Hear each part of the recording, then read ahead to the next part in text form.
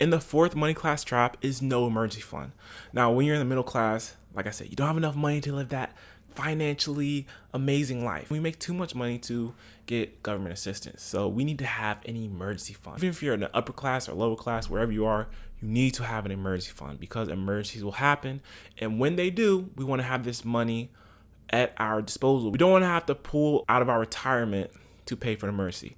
We don't want to have to go open a credit card at 30% interest to pay for an emergency. You want to have that money in a high yield savings account. There's plenty of high yield savings accounts out there that give you a higher return on your money than a normal savings account, but we need to have an emergency fund. I prefer a 3 to 6 month.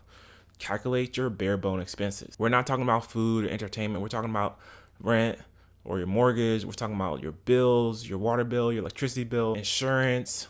All the things that you need to live should be calculated into a monthly number. And then we're gonna multiply that by 3 or 6. And that will get you your 3 to 6 month emergency fund. Now, this may look like a lot of money, and it's going to be, but I promise you that it's worth it for if you ever lost your job or you ever have some car issues that happen, your car engine fails, whatever. You have this money set aside so that you can then deploy it to wherever you need. Now, your emergency fund is different than, your daily savings account. This is only for emergencies. We're not pulling from emergency fund for recreational things because we need this money when an emergency happens because it's going to happen. And the fifth money trap is impulse buying. So you're at Target, you're at Walmart, you're at Best Buy. You didn't go in there planning on buying this high price item, but you do.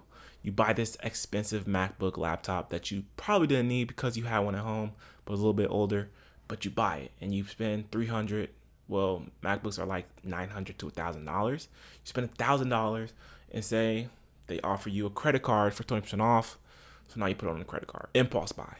You want to avoid that, especially if we're just trying to scrape by. We want to be smart with our money, and we want to be very calculated on the things that we spend with our money because we don't have an endless flow of money. We're in the middle class.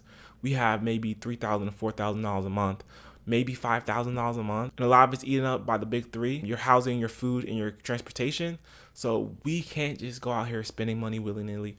We have to put thoughts into the things that we buy. So if you do see an item that you want, you can give it a week, give it a few days, and then revisit whether you really want that item or not. In the sixth money trap, draining the middle class, is keeping up with the Joneses. Now, we talked about this in the first one, living beyond your means. Keeping up with the Joneses is basically the same thing. Keeping up with your next door neighbor, keeping up with your coworker. Your coworker bought a house. You want to have a nice house too, because you feel like you should, or they said you should, or they said you should look into this. We're doing this, you should do that.